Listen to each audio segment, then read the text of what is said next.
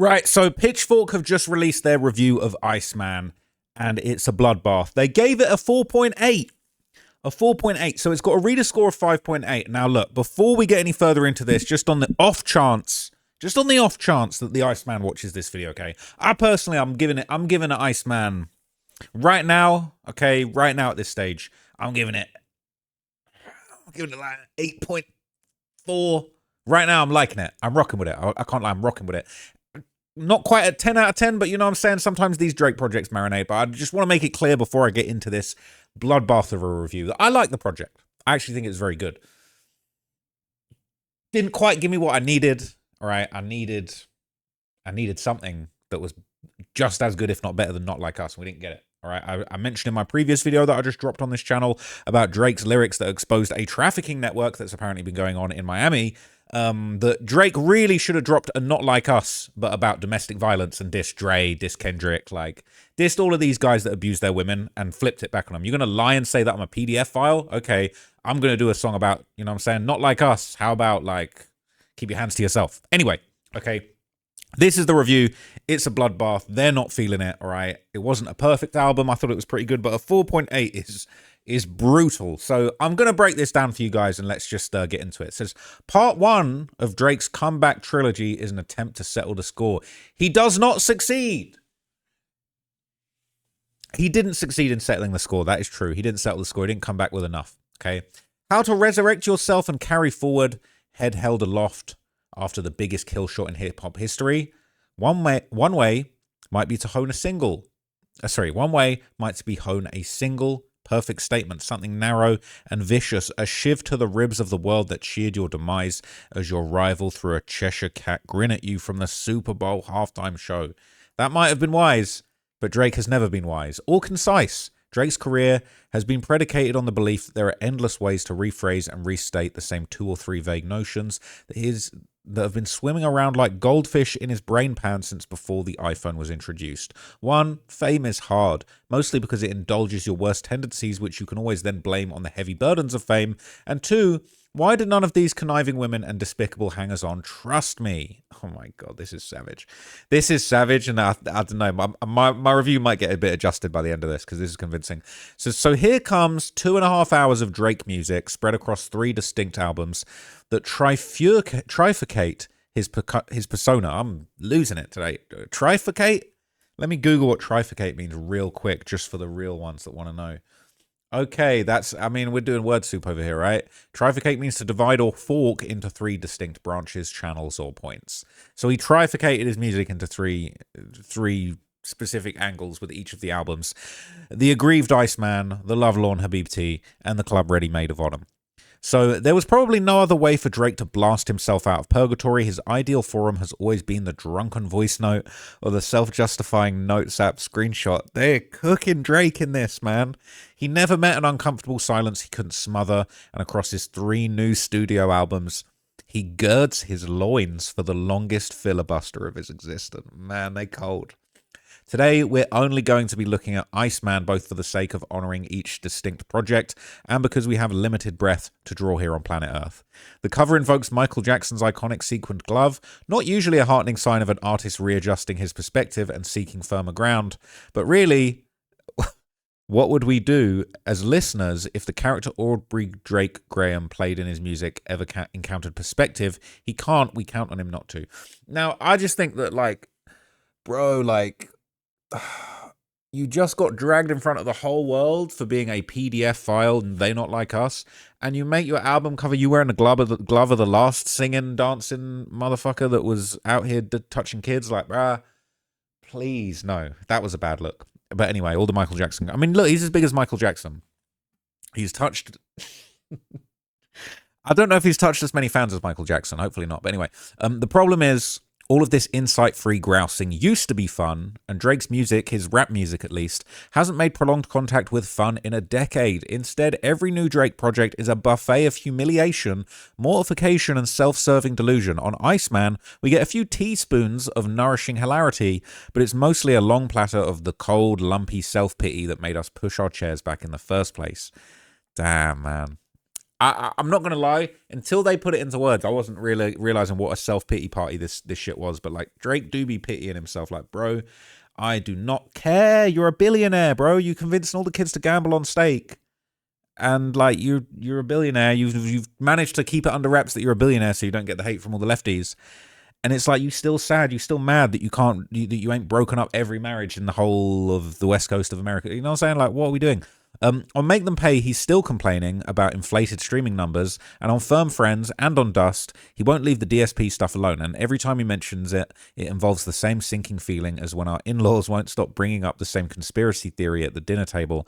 I'm fighting the man, not suing the rapper, Drake insists on Bees on the Table, referencing his dismissed lawsuit against UMG. This is an awkward position to take when he himself is facing multiple allegations of bot farming and stream inflation.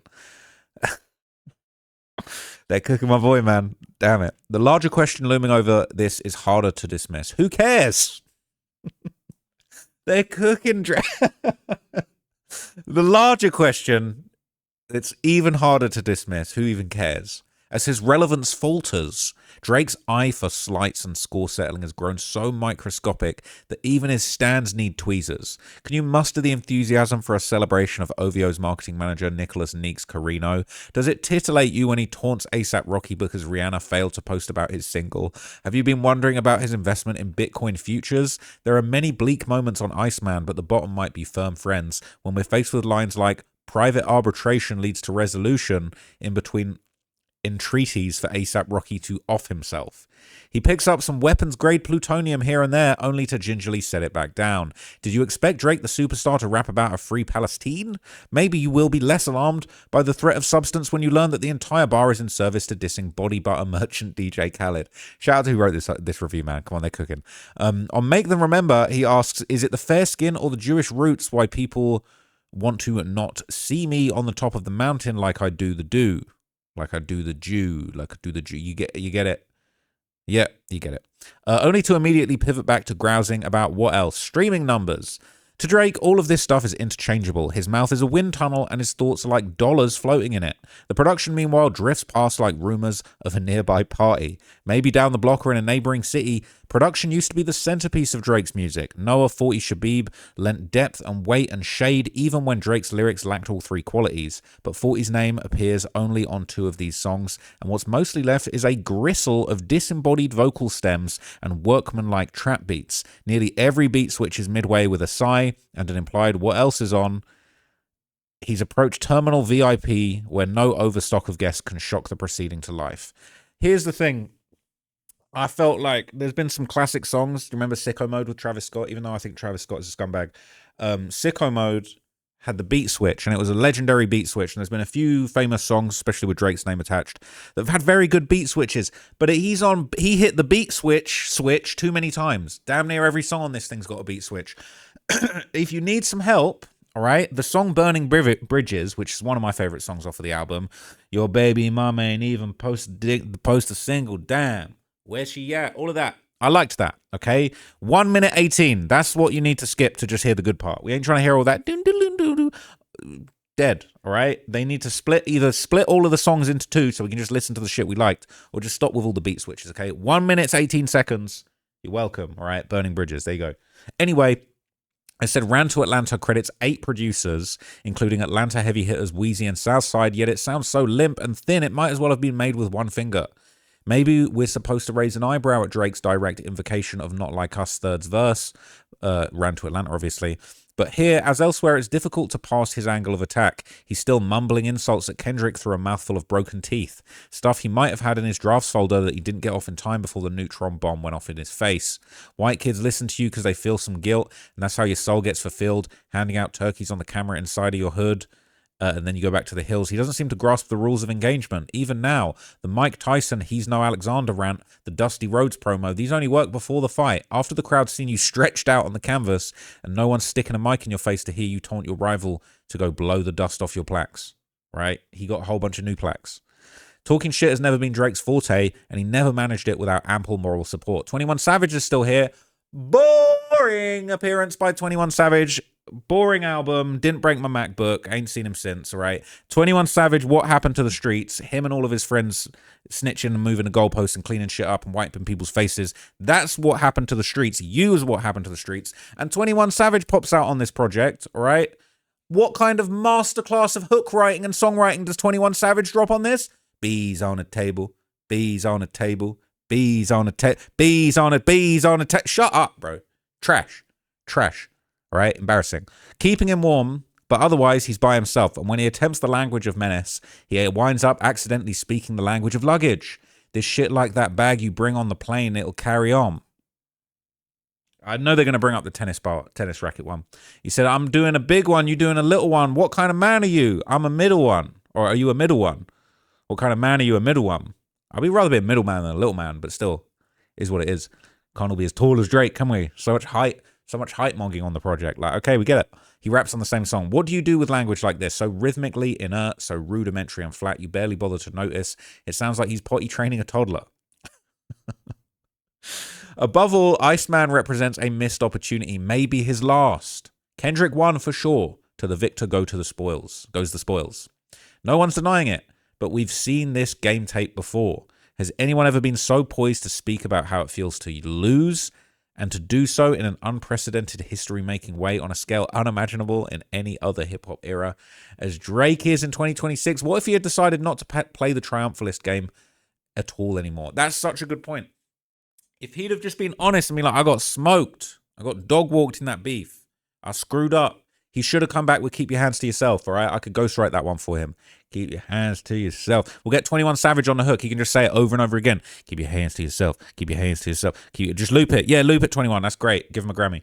Give him a Grammy nom. Anyway, on Make Them Cry, the album's first song, he admits a piece of him died in 2024. He's annoyed that everyone keeps asking him how it feels to meet the Grim Reaper, and he shares a bit of their humiliating comeback advice. This album better have some big features. He confesses he won't touch psychedelics because he's scared to unpack it, and then in a perfect spit-take line, he admits that he doesn't take his therapist seriously because she's very attractive. It's the kind of thing no other rapper in his right mind would say, and it raises the question, now he's failed once and for all to vanquish the bullies on the playground, couldn't he have just returned to making them uncomfortable? At his early 2010s peak, Drake served millennial cringe comedy so pure that all the supposed tough guys looked away. I've had sex 4 times this week, I'll explain. Remains a laugh line so explosive you could teach it in screenwriting class. He never would have lasted 16 seconds in a bark-off with DMX, but he made the man so thoroughly puzzled that the effect was nearly the same. What power does Where My Dog's At have against Do I Ever Come Up in Discussion Over Double Pump Lattes and Low-Fat Muffins?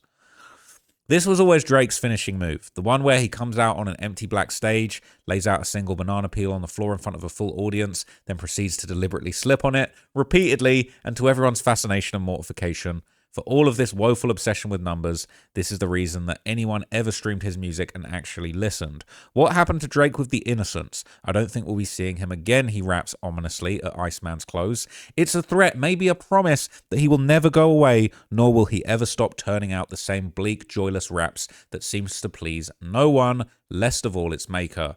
Pitchfork score, 4.8 out of 10. Reader score, 5. Reader reviews 35. What do people say? Let's see what some of the viewers thought. This one's a little bit better, right?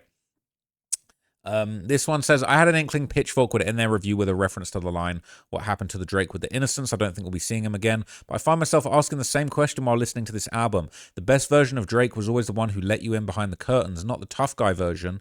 He continues to stray further away from his best album, Take Care here. There was an opportunity for Drake to release something like Take Care here and to leave the beef in the past. Instead, we get some captivating bars over beats that lack the hook and catchiness of Drake's best songs. So this is a good review. To me, the album's very solid. I like the dark and melancholic, introspective energy. It speaks to my soul, and I think every person has this side. It's not comfortable to listen at all times, but it has depth, and anyone who's been through a bad situation can relate. I feel many people never liked him because he's not a simple person, and as a woman, I found him outstanding as a rapper. He speaks to me and I can feel for him. His lyrics are wise and witty, and I always found his music catchy, yet not cliche or flat. Also, the production on Iceman to me is very good. I know people who hate him will never love him, but because they don't understand him. I feel like his music understands me, it gets to me and puts me in a certain mood. The lady's loving it, right? Despite the L from the biggest rap battle of all time and his parodic street persona, which comes across as corny and Shakespeare, listening to this Iceman album was the best he sounded since If You're Reading This. There are 6+ replayable songs and a couple songs that shouldn't have been on the album, like Bees on the Table and What Did I Miss, because those songs are boring. 21, boring.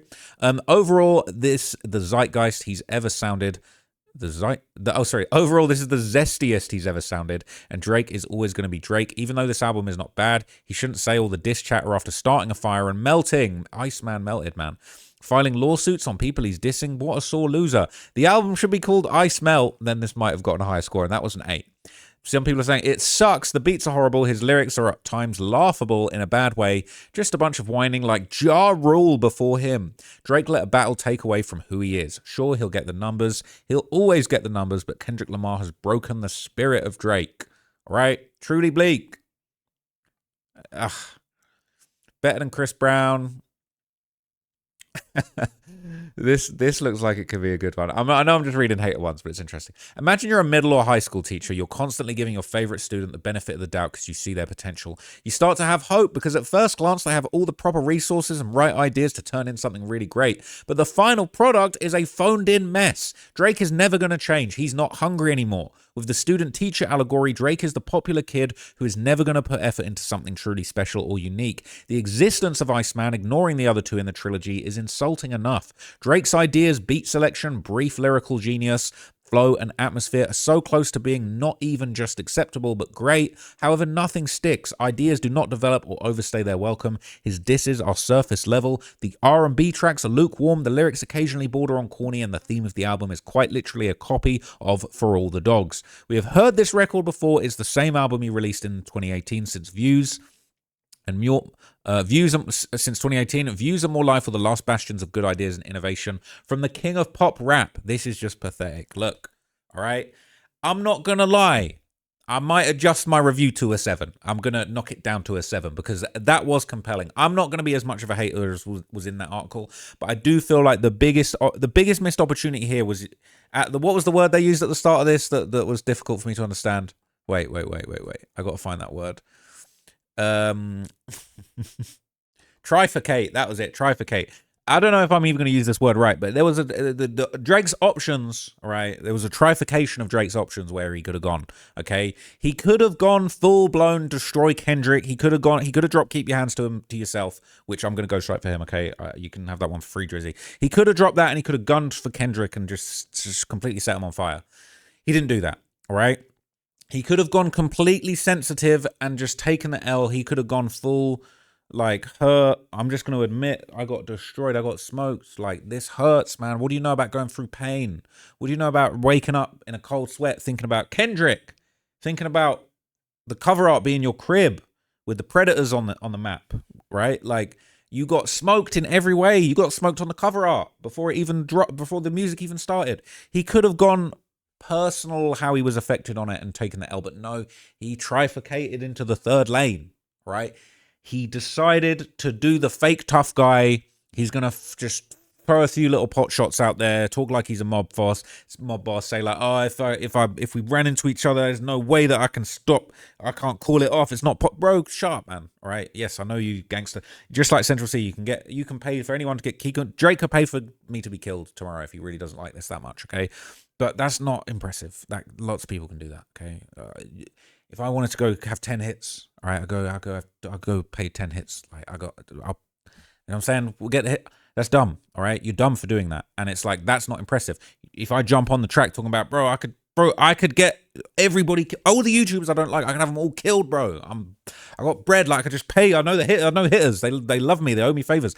That would be lame and embarrassing, and it's bad enough coming from me, a little nerd that's had a good little run. Drake's the biggest thing. You didn't have Michael Jackson talking about like he could have people hit. All right, he couldn't. You know what I'm saying? He could have the drop TPS at my crib. There's no way that I can call it up, bruh. That is cringe. All right, that is cringe. So it's like you could have either done one, kill them with the bars, or take it on the chin and tell us how hurt you are. But like this sort of fake tough guy, like, yo, you know what I'm saying? I'm with guys, with Capo, Noel, you know what I'm saying? Like, bro, it's like we don't care, man. Just drop some good music. Anyway, that's the Pitchfork review. That was it. I don't know why I went on such a rant there. I feel unhinged today. I don't know. I'm not well. Anyway, I'll see you guys in the next video. I do have a couple of big David updates coming. I've actually been gathering a lot of really interesting evidence together, and I got 3-4 David videos that are gonna have a whole bunch of new shit you've never seen before. I found some stuff today. So anyway, see you in that video. I'm out for now. Peace.